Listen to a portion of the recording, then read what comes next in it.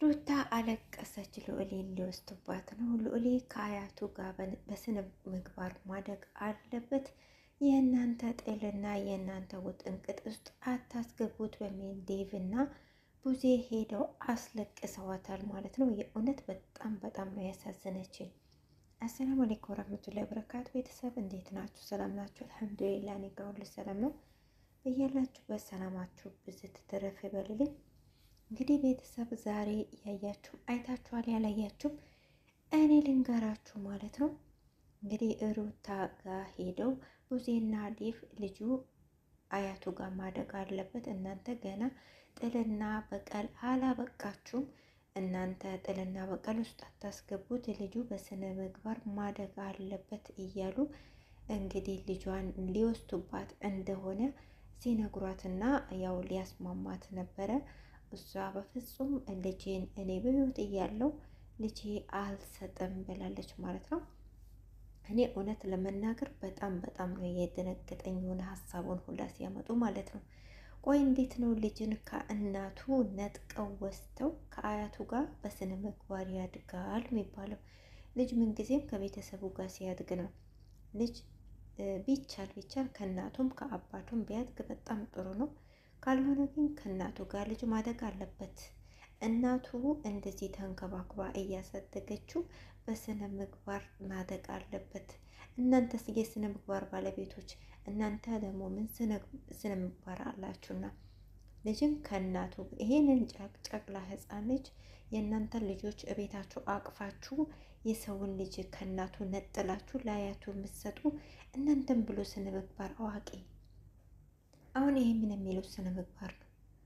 ምን የሚሉት ስነ ምግባር ነው? ከእናት ልጅ ነጥቆ ለአያት መስጠት። አያትም ያው አያት ናት፣ ግን እናት በህይወት እያለች ለአያት አይሰጥም። እናት ሳትኖር ስትቀር ወይም ደግሞ አያት አስፈላጊ ሆኖ ግዴታ ሰው ከሌላት ብቻዋን ከሆነች ከልጅ ልጅ ሊሰጣት ይችላል። ነገር ግን አንቺ ማሳደግ አልቻልሽም። ስነ ምግባር እንዲኖረው ልጅሽን ነጥቀን ይሄን ጨቅላ ልጅ ነጥቀን እንወስድብሻለን። ይሄ በጣም በጣም ያሳፍራል። እናንተ የራሳችሁን ልጅ አቅፋችሁ የሰውን ልጅ ከእናት የምትለዩ በጣም ባለጌ ናችሁ ሁለታችሁ ማለት ነው።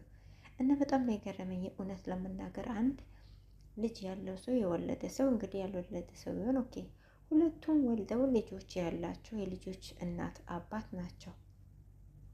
እንዴት አስቻላቸው እንደዚህ አይነት ንግግር ለማውራት? ሩታ ትፈቅዳለች ብሎ እንደው አፋቸውን ሞልተው መጠየቃቸው ራሱ ድፍረቱ ራሱ ይህንን ሀሳብ ሩታ እንኳን ብትፈቅድ አብርሽ የሚቀበል አይመስለኝም የእውነት ለመናገር። ምክንያቱም ለልጁ እናቱ እንደምትሻለው ያውቃል። ከአያቱ ይልቅ ለልጅ እናቱ ትሻለዋለች። በዛ ላይ ደግሞ ምን አንሶት ሩታ ምን አንሷት? ቅብርር አድርጋ እያሳደገችው ነው። አይ ይሄ ማሳደግ አይደለም፣ በእናንተ ውጥንቅጥ ውስጥ በእናንተ እስካሁን ያደገው ባንቺ ነው እንዴ? እስካሁን ያደገው ባንቺ ነው። ፈጣሪ ያሳደገው ግን እሷ እየተንከባከበችው ነው እስካሁን። ይሄው ልጁ አድጓል እኮ አሁን ማሻአላህ እንዴ! በጣም የሚገርም ነው የእውነት ለመናገር ድፍረታቸው ድፍረት አይደለም ማለት ነው። እና ለማንኛውም እኔ በጣም አናደውኛል። ደግሞ ምን ይላሉ እናንተ አሁን እናውቃለን ትፈርዱብናላችሁ። እናንተ ብትፈርዱብንም አንፈርድባችሁም። ሌላ የላችሁም። ብትፈርዱብንም አንፈርድባችሁም። አስመሳይ ሁላ ማለት ነው። አሁን ከሩታ ይልቅ ነው እናንተ ለልዑል ያሰባችሁለት። ከሩታ በልጣችሁ ማንም ሰው ለልጅ ከእናቱ የተሻለ የሚያስብለት የለም፣ ማንም ሰው ማለት ነው። እና ጥጋችሁን ያዙ፣ ቦታችሁን ያዙ። አንተም አጎት ተብዬው፣ አንቺም አክስት ተብዬው ቦታችሁን ያዙ። አንቺም የአክስትነትሽ እሱም የአጎትነቱን ማለት ነው። አለፍ ብላችሁ እናት አባት ልሆን አትበሉ። ቦታችሁን ማወቅ አለባችሁ።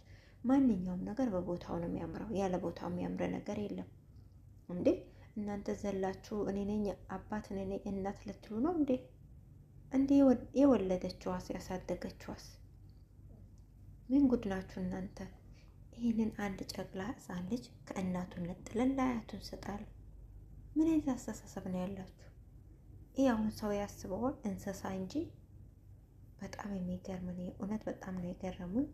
ለማንኛውም አይሳካላችሁም። ሩታዬ ጀግና ልጇን ለማንም አትሰጥም። ተንከባክባ እስካሁን እንዳሳደገችው ከአሁን በኋላም ያለውን ታሳድገዋለች። እናንተ አታስፈልጉም፣ አታስቡ፣ አትጨነቁ። እኛ እያሳሰበን እኮ ነው። ተይ እንጂ ለልጃችሁ አስቡ፣ ለልጃችሁ ተጨነቁ። እሷ የወለደችው እናቱ አለች፣ አባቱም አለ። እነሱ ይጨነቁበት፣ እናንተ አይመለከታችሁ እንዴ? ምን ቤት ናችሁ? አዎ በእርግጥ ይመለከታችኋል፣ ግን ከእናትና ከአባት አትበልጡ እና ቦታችሁን ማወቅ አለባችሁ። እውነቴ ነው። በጣም ነው ያበሳጩኝ። እንዴ ይህንን አንድ ፍሬ ልጅ ከእናቱ ነጥለን ለአያቱን ሰጣንን ይላሉ። ምን ስልጣን ሰጣችሁ? ማን ኃላፊነት ሰጣችሁ? ምን መብት አላችሁ እናንተ? ጭራሽ ማለት ነው። አባቱም እኮ አይደለም። አባቱ እንኳን እንደዛ ቢል እሱ አሰጠውም። አባቱ እንኳን ቢል አሰጠውም። ደግሞ ከአባቱም አልፋው እናንተ ምን ቤት ናችሁ? በጣም ነው የሚገርመው። ለማንኛውም በጣም ታዝበናችኋል። ትገርማላችሁ። ደግሞ ደግመን እንመጣለን ብሏል። ሁለተኛ እንደዚህ አይነት ጥያቄ እንዳታረጉት። ይኸው እንግዲህ አፋችሁን አቆሽሻችሁ ትመለሳላችሁ እንጂ አሰጣችሁም አይሳካም። እንዴ በጣም ነው የምትገርሙት። እናንተም ልጃችሁን አሳድጉ፣ ከእሷ ልጅ ወረድ በሉ። አይመለከታችሁም። የራሳችሁን ልጅ አሳድጉ፣ የራሳችሁን ቤት አሞቁ። በቃ እና ቤተሰብ እናንተ ምን ተሰማችሁ? የእውነት እኔ በጣም ነው ያናደዱኝ ማለት ነው።